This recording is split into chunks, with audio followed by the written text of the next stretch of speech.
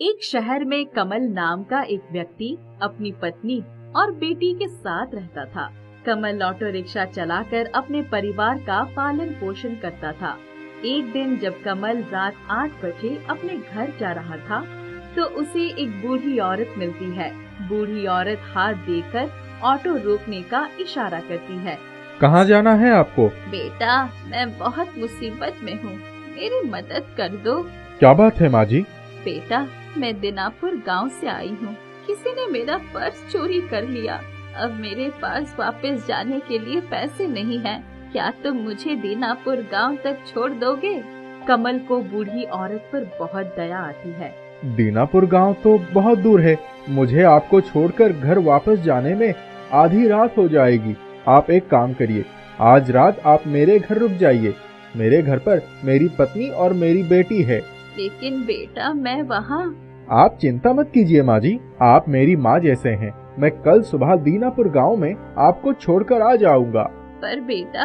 अरे माँ जी, मैं आपके बेटे जैसा ही हूँ, आप घबराइए मत। ठीक है बेटा। कमल बूढ़ी औरत को घर ले आता है। घर पर उसकी पत्नी और बेटी बूढ़ी औरत से मिलकर बहुत खुश होते हैं। कमल की पत्नी बूढ़ी औरत की बहुत सेवा करती है। अगले दिन कमल बूढ़ी औरत को छोड़ने दीनापुर गांव जाता है। लीजिए माँ जी, आपका घर आ गया। बहुत बहुत शुक्रिया बेटा, तुम बहुत नेक हो। आओ अंदर चलो।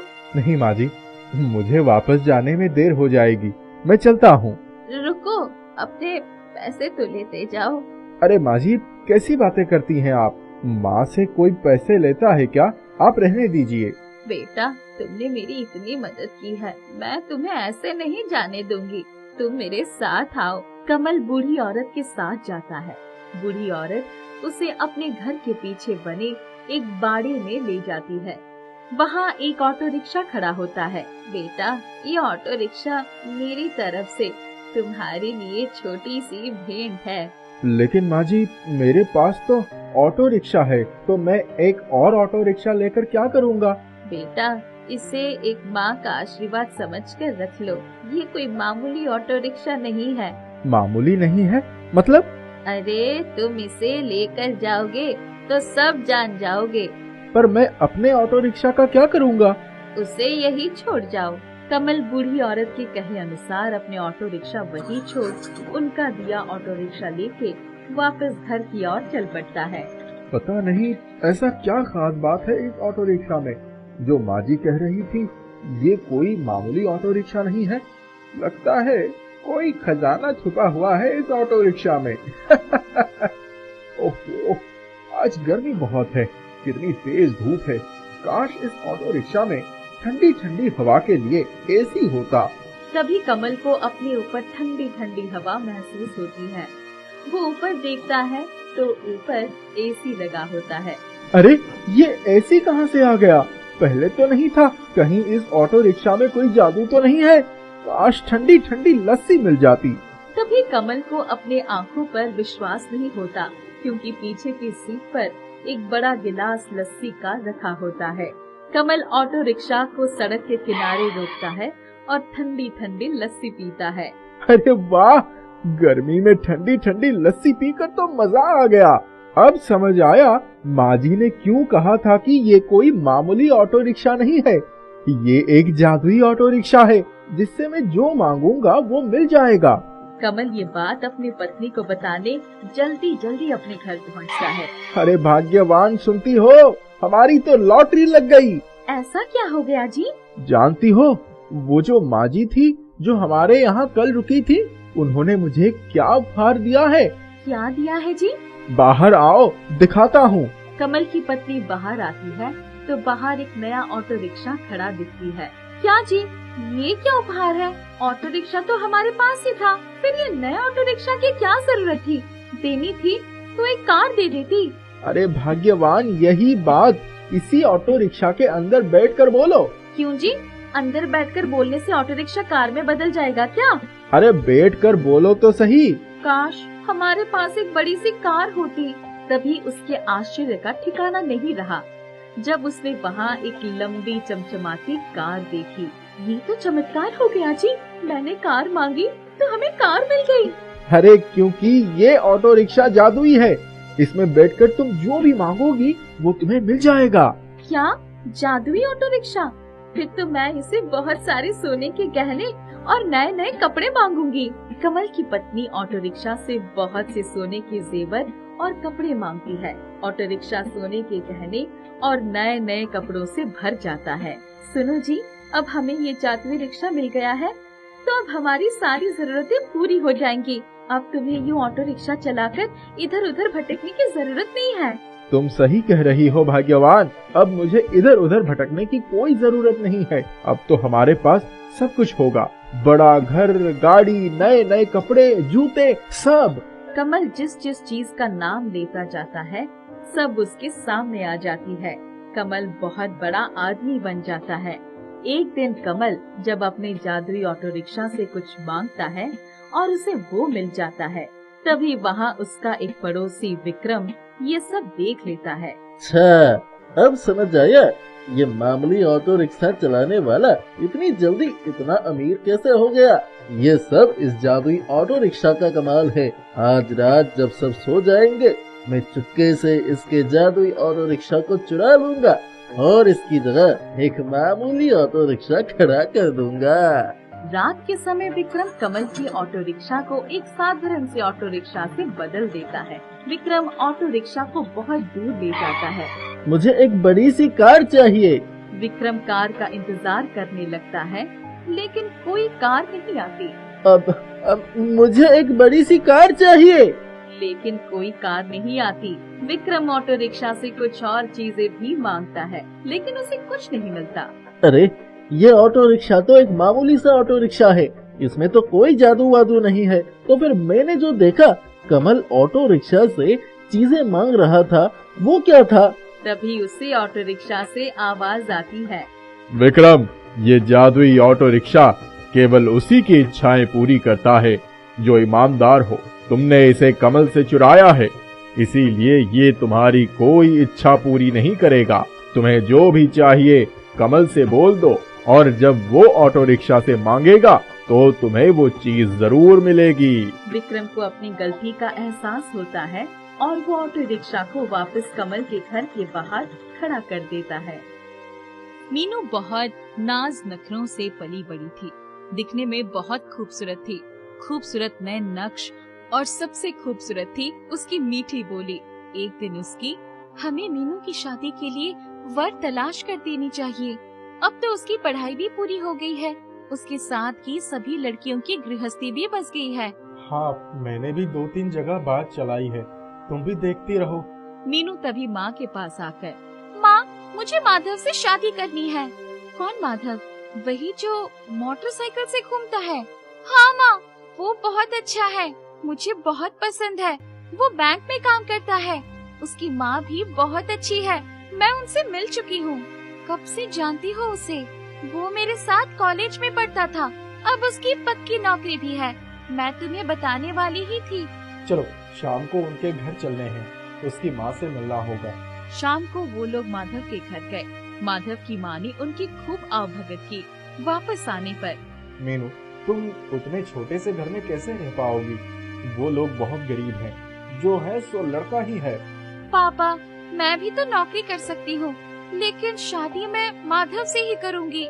मीनू की जिद के आगे माता पिता की एक न चली, दोनों की शादी हो गई। मीनू ससुराल आ गई। कुछ दिनों तक तो सब ठीक रहा, पर अब उसको पैसे का अभाव खलने लगा। बैंक की बंधी बंधाई तनख्वाह कब खत्म हो जाती पता ही नहीं चलता। मीनू परेशान रहने लगी। एक दिन, मीनू, कल संडे है, मेरा एक मित्र अरुण थाने पर आएगा। उसकी पत्नी मायके गई हुई है, इसीलिए मैंने उसे बुला लिया। क्या खिलाओगी? छोले भटूरे बना लूंगी। तुम्हें भी तो मेरे हाथ के छोले भटूरे पसंद है ना? हाँ, वो भी बंदा क्या याद रखेगा। दूसरे दिन मीनू सुबह से ही घर की साज सज्जा और खाना बनाने में लगी थी। तभी, मीनू, अब काम छोड़कर अपना हुलिया ठीक कर लो, अरुण आता ही होगा। जी माँ जी। वो झट से तैयार होने चली गई। अरुण ने जब छोले भटूरे खाए तो उसे बहुत पसंद आए। वाह भाभी, आपके हाथ में तो जादू है, क्या भटूरे बनाए हैं। ऐसे भटूरे तो रेस्टोरेंट में भी नहीं मिलेंगे। अरे यार, क्यों चने के झाड़ पर चढ़ा रहा है? अरे मैं सच कह रहा हूँ, तू घर का बना खाना खाता है ना? पहले तेरी माँ बढ़िया खाना बनाती थी, अब बीवी भी अच्छी खाना बनाती है। मुझसे पूछ, मेरी बीवी तो रसोई से दूर भागती है, इसीलिए मुझे यहाँ के सभी रेस्टोरेंट के स्वाद का पता है। मीनू बहुत खुश थी। अरुण के जाने के बाद, माधव, क्यों ना हम भी अपनी एक छोले भटूरे की छोटी सी दुकान खोल लें? मैंने अरुण को बोला था कि चने के झाड़ पर मत चढ़ा, अब उसका फल तो मुझे ही भुगतना पड़ रहा है। तुम्हें तो मेरी हर बात मजाक ही लगती है। अरे नहीं, मैं मजाक नहीं कर रहा हूँ। अभी हमारी शादी को 1 साल ही हुए हैं। तुम्हारे घर वाले सोचेंगे कि मैं ठीक से तुम्हारी देखभाल नहीं कर सकता। माधव, मेरे पापा खुद एक बिजनेसमैन है, वो कभी ऐसा नहीं सोचेंगे। बात तो आई गई हो गई। अपनी खूबसूरत बीवी को घुमाने फिराने के लिए और उसके साथ श्रृंगार के लिए पैसे ही नहीं बचते थे। मीनू कभी कोई डिमांड नहीं करती थी, पर माधव को अधिक से अधिक पैसा कमाने की चाहत थी। एक दिन, सर, आपके लिए मैं कुछ लाया हूँ, प्लीज मेरा होम लोन जल्दी पास करवा दीजिए। आप बाहर चलिए, मैं आता हूँ। वो व्यक्ति बाहर गया तो उसने माधव को एक थैली पकड़ा दी। माधव ने थैली तुरंत उसके हाथ में वापस कर दी। उसकी हिम्मत देखकर उसके हाथ कांपने लगे। वो पशुपेश में पड़ गया कि क्या करे।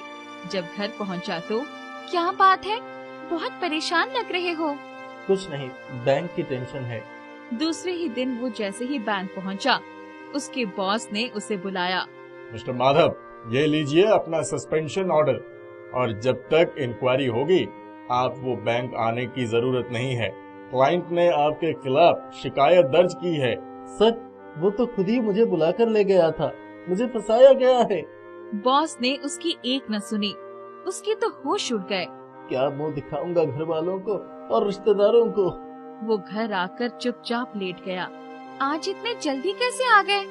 मीनू, तुम कह रही थी ना कि हम अपनी एक दुकान खोल लेते हैं, वो समय आ गया है। चलो मेरे साथ चलो। पर हमारे पास इतने पैसे कहाँ से आएंगे? पहले हम किराए पर जगह लेंगे, फिर अपनी दुकान खोलेंगे। मैं तुम्हें कब से कह रही थी, पहले चलकर मम्मी पापा से बात कर ले। नहीं, उसकी जरूरत नहीं है। दोनों ने किराए की जगह पक्की कर ली। कुछ ही दिनों में उन्होंने अपना एक छोटी सी दुकान खोल लिया। मीनू तो छोले भटूरे बनाने में पहले से ही बहुत एक्सपर्ट थी। माँ भी उसके साथ पूरा समय देती। उनकी दुकान अच्छी चल निकली। उनकी खूब कमाई होने लगी। धीरे धीरे 1 साल हो गए। एक दिन, आज मेरी तबीयत कुछ ठीक नहीं है, चक्कर आ रहे हैं। चलो डॉक्टर के पास चलते हैं। मुबारक हो, आप माँ बनने वाली हैं। मीनू, अब दुकान का काम कैसे होगा?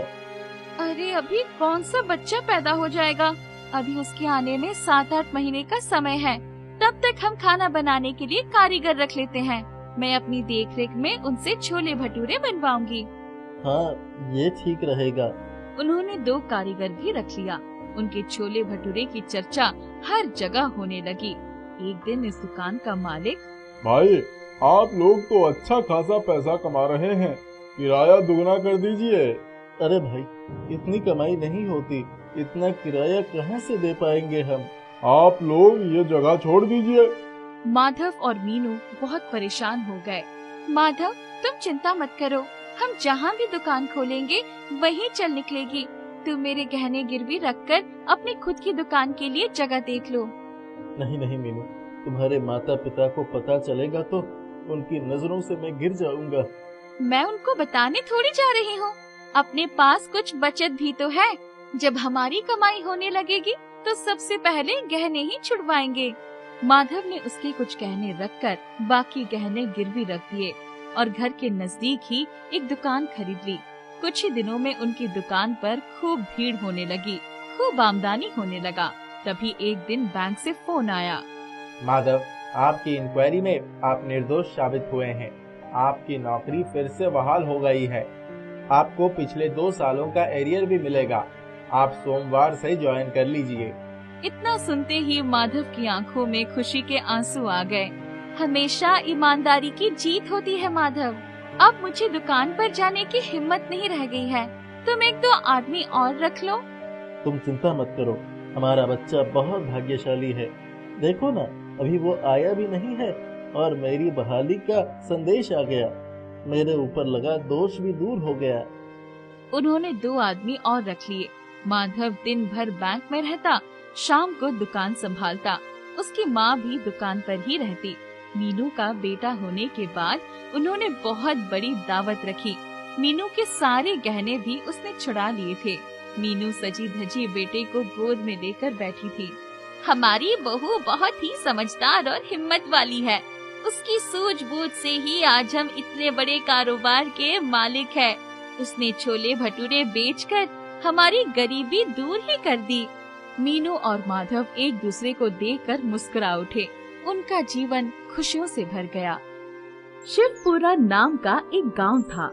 गांव में एक गरीब महिला पुष्पा अपनी बेटी चंपा के साथ मिट्टी के एक घर में रहती थी और छोटा मोटा काम करके अपना और अपनी बेटी का गुजारा करती थी। एक दिन शाम को जब पुष्पा काम से घर आई तब, माँ, मुझे बहुत जोर से भूख लगी है। क्या तुम मेरे लिए कुछ खाने के लिए लाई हो? नहीं बेटी, आज जहाँ काम कर रही थी वहाँ से केवल चावल ही मिले। तो क्या हमें आज भी चावल ही खाकर रहना होगा? हाँ बेटी, आज इसी से काम चला लो। कल कुछ अच्छा लेकर आऊंगी। तुम तो हर रोज ऐसा ही करती हो। रुको, मैं चावल उबालने के लिए चढ़ा देती हूँ। पुष्पा चावल उबलाकर चंपा और अपने लिए परोसती है। खाने के बाद दोनों सोने चले जाते हैं।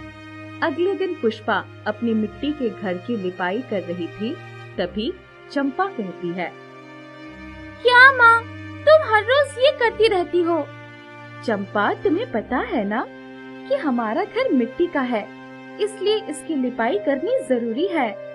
पूरे गांव में केवल हमारा ही घर मिट्टी का है। अरे चंपा, तुम तो जानती हो ना कि हमारे पास उन लोगों जैसे इतने पैसे नहीं हैं। क्या हमारे घर में बाकी घरों की तरह कभी आराम नहीं होगा? भगवान पर भरोसा रखो, भगवान ने कुछ न कुछ हमारे लिए सोचा ही होगा। तुम हमेशा ऐसा ही कहती रहती हो। ये सब बात छोड़ो और घर का ख्याल रखना। मुझे काम पर भी जाना है। आते वक्त कुछ खाने के लिए ले आऊंगी। पुष्पा काम पर अपनी मालकिन के यहाँ चली जाती है। मालकिन, आज कुछ काम है? हाँ, कुछ बर्तन और आंगन बहारना है। मालकिन, आज चावल के साथ थोड़े पैसे भी दीजिएगा। मेरी बेटी कुछ अच्छा खाने की जिद कर रही थी। हाँ हाँ ठीक है, अभी जाकर काम करो। शाम में पुष्पा अपना काम खत्म करके मालकिन के पास जाती है। मालकिन, मैंने अपना काम खत्म कर दिया। आप मुझे चावल और कुछ पैसे दे दीजिए। रुको, लेकर आती हूँ। मालकिन अंदर से चावल और कुछ पैसे लेकर आती है और पुष्पा को देती है। इस पर पुष्पा बोलती है, मालकिन, ये तो बहुत ही कम पैसे हैं। इसमें तो मैं कुछ भी नहीं ले पाऊंगी। जो है यही है, लेना है तो ले, नहीं तो चली जाओ। ठीक है मालकिन, मैं जाती हूँ। पुष्पा मालकिन के यहाँ से निकल जाती है और हलवाई की दुकान पर जाती है। अरे भाई, इतने रुपए में कुछ आएगा क्या? हाँ, एक समोसा आ जाएगा। बस एक ही? खैर छोड़ो, दे दो, बेटी के लिए ले जाऊंगी। हलवाई पुष्पा को एक समोसा दे देता है और पुष्पा उसे लेकर घर चली जाती है और घर पहुंचकर बोलती है, चंपा, ये लो, मैं तुम्हारे लिए समोसा लाई हूँ। बस एक ही समोसा? चलो कुछ तो है, बाकी दिन तो ये भी नहीं मिलता। चंपा समोसा खाते हुए, माँ, तुम अपने लिए नहीं लाई? मालकिन ने इतने ही पैसे दिए थे, तुम चिंता मत करो, मैं किसी और दिन खा लूंगी। रुको, मैं चावल चढ़ाती हूँ।